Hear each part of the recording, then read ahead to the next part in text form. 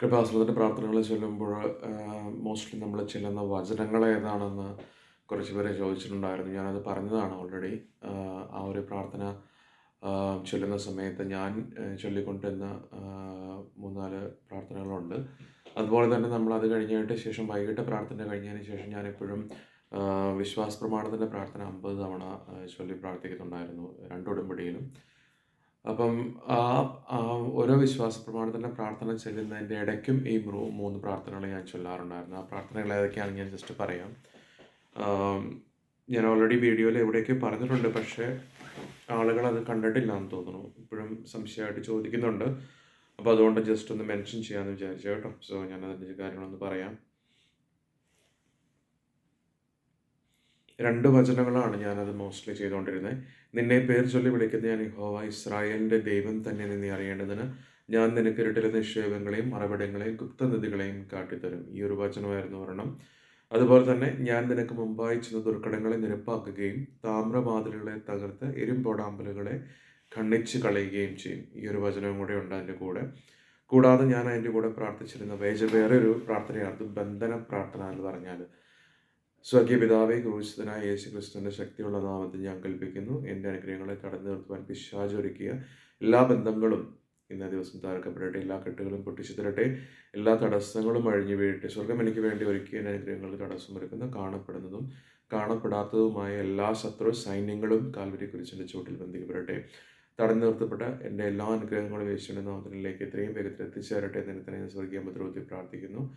എൻ്റെ അനുഗ്രഹങ്ങളെ തടഞ്ഞു നിർത്തി മനഃപൂർവ്വം വൈകിപ്പിക്കാൻ ശ്രമിക്കുന്ന എല്ലാ വിപരീത ശക്തികളുടെ പ്രവർത്തനങ്ങളെയും യേശു ക്രിസ്തുവിൻ്റെ നാമത്തിൽ നിർവീര്യമാക്കപ്പെടട്ടെ.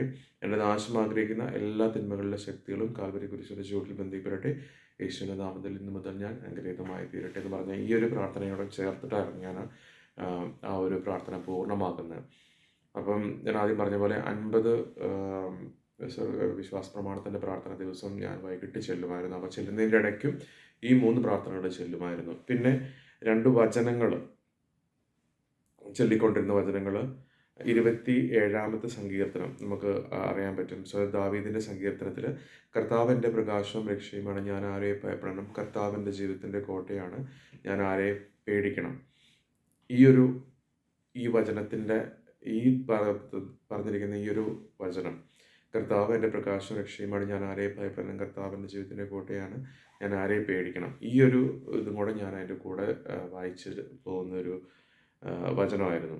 അതുപോലെ സങ്കീർത്തനത്തിൻ്റെ 20-ഉം 21-ഉം വായിച്ച് ധ്യാനിക്കാറുണ്ടായിരുന്നു. ഇത്രയും വചനങ്ങളിലൂടെയാണ് ഞാൻ എൻ്റെ പ്രാർത്ഥന കൊണ്ടുപോയിക്കൊണ്ടിരുന്നത്. കുറച്ച് പേർക്ക് അതിൻ്റെ ഡൗട്ട് കാര്യങ്ങളുള്ളതുകൊണ്ട് ചോദിച്ചിട്ടുണ്ടായിരുന്നു. സോ അപ്പം ഇങ്ങനെയായിരുന്നു ഞാൻ ആ കാര്യങ്ങൾ ചെയ്തുകൊണ്ടിരുന്നത് കേട്ടോ.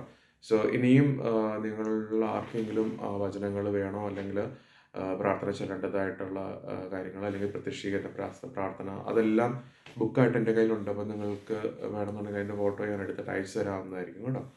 അപ്പം ആർക്കെങ്കിലും ഡൗട്ടുകളോ കാര്യങ്ങളൊക്കെ ഉണ്ടെന്നുണ്ടെങ്കിൽ അതിൽ ചോദിക്കാം. കുറച്ച് പേര് ഡൗട്ട് ചോദിച്ചിട്ടുണ്ടായിരുന്നു. മോസ്റ്റ്ലി ക്ലിയർ ആയിട്ട് കാണുമെന്ന് ഞാൻ വിചാരിക്കണം.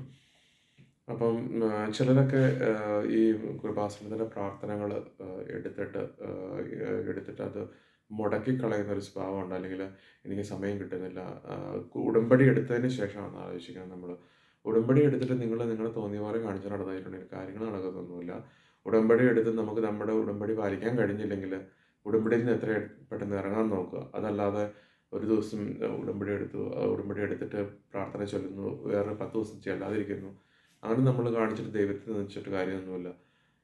വളരെ ചിലരൊക്കെ അത് പറഞ്ഞ കേട്ടത് ഭയങ്കര ലാവിഷായിട്ട് പറയുന്നത്, എന്നിട്ട് മറ്റുള്ളവർ അതിൻ്റെ മുമ്പിൽ നിന്ന് കളിയാക്കാനും കുറേ ആളുകൾ. നമ്മൾ വിചാരിക്കേണ്ട ഒരു കാര്യം എന്ന് പറഞ്ഞിട്ടുണ്ടെങ്കിൽ, വിശ്വാസം പലർക്കും പല രീതിയിലാണ് അല്ലേ. ഒരു പക്ഷേ അവരുടെ ജീവിതത്തിൽ അനുഭവിച്ച ചിലപ്പോൾ നല്ല പോസിറ്റീവായിട്ടുള്ള കുറേ കാര്യങ്ങൾ, പ്രാർത്ഥന കൊണ്ട് നടന്ന കാര്യങ്ങളെ വെച്ചിട്ടായിരിക്കും കുറേ പേരൊക്കെ അതിനെക്കുറിച്ച് സംസാരിക്കുന്നതും അതിനോടുള്ളൊരു ഇഷ്ടത്തെക്കുറിച്ച് സംസാരിക്കുന്നതുമൊക്കെ. പക്ഷേ മറ്റുള്ളവരുടെ മുന്നിൽ വെച്ച് നമ്മളെ കളിയാക്കുന്ന പല രീതിയിലുള്ള അനുഭവങ്ങൾ എനിക്ക് പേഴ്സണലായിട്ട് ഉണ്ടായിട്ടുണ്ട് ഈ ഒരു പ്രാർത്ഥനയെ ബേസ് ചെയ്തുകൊണ്ടും. അപ്പോൾ നമ്മളൊന്ന് ആലോചിച്ച് നോക്കണം, നമ്മുടെ ജീവിതത്തിൽ നമുക്ക് ഉണ്ടായ ബുദ്ധിമുട്ടുകൾ എന്തൊക്കെയാണ്. അല്ലെങ്കിൽ നമ്മൾ ചില സമയങ്ങളിൽ നമുക്ക് ബുദ്ധിമുട്ടുകൾ, അപ്സ് ആൻഡ് ഡൗൺസ് ഒക്കെ ലൈഫിൽ ഉണ്ടായിട്ടുണ്ടായിരിക്കും. നമ്മൾ ദൈവത്തെ ആശ്രയിച്ചിട്ടുണ്ടായിരിക്കാം പല സമയങ്ങളിലും, പ്രാർത്ഥനകളിലൂടെ ആയിട്ടും പലതായിട്ടും. പക്ഷെ അതൊന്നും ഓർക്കാതെ നമ്മളെ ഇങ്ങനെ എപ്പോഴും കളിയാക്കുന്ന ഒരു രീതി ഞാനത് പലപ്പോഴും നോട്ടീസ് ചെയ്തിട്ടുണ്ട്. എൻ്റെ കൂടെയുള്ളവരൊക്കെ അങ്ങനെ ചെയ്യുന്നത്. പക്ഷെ നമുക്ക് തിരിച്ച് പറയാൻ കഴിവില്ലാത്തത് കൊണ്ടോ അല്ലെന്നുണ്ടെങ്കിൽ എന്താണ് ഒരുപക്ഷെ അവരെ വേദനിപ്പിക്കേണ്ട അല്ലെങ്കിൽ അവർ മറ്റുള്ളവരെ ഹ്യൂമിലിയേറ്റ് ചെയ്യുന്ന രീതിയിൽ നമുക്ക് താഴാൻ ഒരിക്കലും കഴിയത്തില്ല. നമുക്ക് നമ്മളുടേതായ ഒരു സ്റ്റാൻഡുണ്ട് എപ്പോഴും അല്ലേ? അപ്പം ഈ പ്രാർത്ഥനയുടെ പേരിൽ പറഞ്ഞ് കുറേ പേര് എന്നെ കളിയാക്കുന്നുണ്ട്. അപ്പം അതൊക്കെ ദൈവം ഒരുപക്ഷെ കാണിച്ചു കൊടുത്തോളൂ. അതല്ലാതെ യുനോ പ്രാർത്ഥന പിന്നെ നമ്മുടെ കൃപാസനത്തിൻ്റെ ഉടമ്പടിയെ പറ്റി കളിയാക്കി പറഞ്ഞ് ചിരിക്കുന്നത് അതൊക്കെ വളരെ മോശമായിട്ടുള്ളൊരു കാര്യമാണ്. ഒരുപക്ഷെ എനിക്ക് അവരോട് നേരിട്ടത് പറയാൻ സാധിക്കത്തില്ലായിരിക്കും. പക്ഷേ മനസ്സുകൊണ്ട് ഞാൻ എത്രയോ പ്രാവശ്യം പറഞ്ഞു കഴിഞ്ഞു അതൊക്കെ. ദൈവം എന്നിലൂടെ ഒരുപക്ഷെ ഞാൻ എനിക്കിങ്ങനെ പറയാൻ അറിയാവുന്ന ഒരാളോ അല്ലെന്നുണ്ടെങ്കിൽ ഇത്ര പോലും പറയാവുന്ന ഒരാളല്ല ഇതിനെക്കുറിച്ച് സത്യം പറഞ്ഞാൽ. പക്ഷേ എനിക്ക് കൃപാസനത്തിലൂടെ കിട്ടിയ വലിയൊരു അനുഭവം, വലിയൊരു അനുഗ്രഹം അത് മറ്റുള്ളവരിലേക്ക് എത്തിക്കണം എന്ന് വിചാരിച്ചിട്ടാണ് ഞാൻ പലപ്പോഴും ആളുകളുമായിട്ട് ഞാൻ അങ്ങോട്ട് പോയി ആരോടും ഇത് ഷെയർ ചെയ്യാറില്ല. ഒരിക്കലും നിങ്ങളിങ്ങനെ ചെയ്യണം, ഒരിക്കലുമില്ല.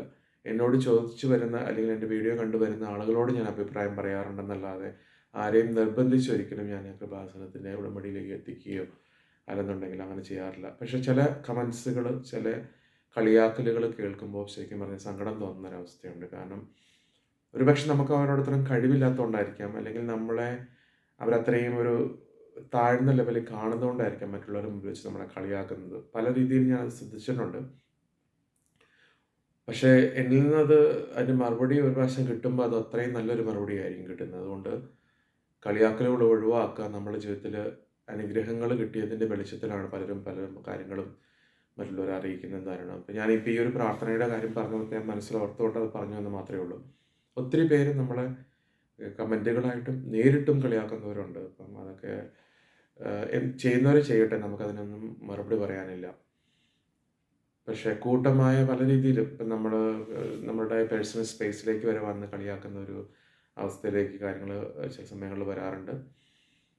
ചില അർത്ഥവും അല്ലെങ്കിൽ ചില കാര്യങ്ങളെ ബേസ് ചെയ്തിട്ട് പോയിന്റ് ചെയ്ത് പറയുന്ന രീതി ഞാൻ പലപ്പോഴും ശ്രദ്ധിച്ചിട്ടുണ്ട്. ഒരു പക്ഷേ അവരെ അതൊന്നും ബാധിക്കുന്ന കാര്യമേ ആയിരിക്കില്ല. പക്ഷെ സ്റ്റിൽ അവരതിൻ്റെ ഉള്ളിൽ വന്നിട്ട് കമൻറ്റ് പറയുക, മറ്റുള്ളവരെ കളിയാക്കി പല സമയങ്ങളിലും മറ്റുള്ളവരുടെ മുന്നിൽ വെച്ച് ചിരിക്കുക, ചില അർത്ഥങ്ങൾ ബാക്കിൽ വെച്ചുകൊണ്ട് സംസാരിക്കുക. ഇതൊന്നും എൻ്റെ ഒരു സ്വഭാവത്തിൽ ചേർന്നൊരു കാര്യം. ഞാൻ അങ്ങനെ ചെയ്യാറില്ല. ഒരിടത്തും അടുത്തും ഒരാളെ ഞാൻ അങ്ങനെ കളിയാക്കി സംസാരിക്കുകയോ ഒന്നും ഞാൻ ചെയ്യാറില്ല. അതെൻ്റെ ഒരു സ്വഭാവത്തിൽ ചേർന്നൊരു കാര്യമല്ല. അപ്പം അതുകൊണ്ട് ഞാൻ പറയുകയാണ്, അപ്പം നിങ്ങൾ കളിയാക്കുന്നവർക്ക് ഇനിയും ഇഷ്ടം പോലെ കളിയാക്കട്ടെ ഞാൻ കളിയാക്കട്ടെ എന്ന് ഞാൻ വിചാരിക്കുകയാണ്. കാരണം ഒരുപക്ഷെ അവർക്ക് ഈ ഒരു ഇതുകൊണ്ട് കുറേയൊക്കെ മാറ്റങ്ങൾ വരുമെന്ന് എനിക്ക് തോന്നുന്നു. അതല്ലാതെ ഒരാൾക്ക് ഇച്ചിരി കഴിവ് കുറവോ അല്ലെന്നുണ്ടെങ്കിൽ ചിലപ്പം അവർ നമ്മൾ അത്രയും നന്നായിട്ട് കാണുന്നുണ്ടാവില്ല, അവരുടെ ലെവലിൽ നമ്മളെ കാണുന്നുണ്ടാവില്ല. പക്ഷെ it's okay, like people are different. എല്ലാവരും നമ്മൾ വ്യത്യസ്തരാണല്ലേ. പലതും പല രീതിയിലുള്ള ആളുകളാണ്, പലരുടെ അഭിപ്രായങ്ങൾ വ്യത്യാസമുണ്ട്. ഒരാളെ ട്രീറ്റ് ചെയ്യുന്ന രീതിയിൽ വ്യത്യാസമുണ്ട്. ബട്ട് എങ്ങനെയാണെങ്കിലും ഞാൻ എന്നെ മറ്റുള്ളവർ എങ്ങനെ ട്രീറ്റ് ചെയ്യുന്നതല്ല ഞാൻ വിചാരിക്കണം, ഞാൻ എങ്ങനെ ഒരാളെ ട്രീറ്റ് ചെയ്യുന്നതാണ് ഞാൻ നോക്കിയിട്ടുള്ളത്.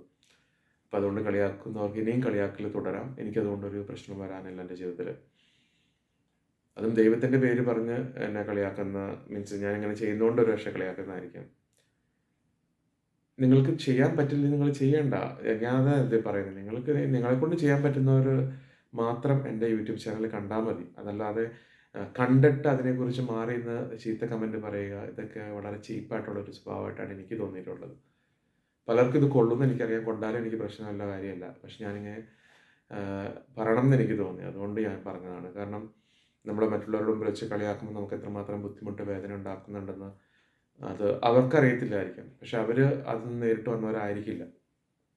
ഒരു പക്ഷേ മറ്റുള്ളവർ അങ്ങനെ ആയിരിക്കില്ല. അപ്പോൾ ജീവിതത്തിൻ്റെ പല മേഖലകളിൽ നിന്ന് വരുന്ന ആൾക്കാരാണല്ലേ.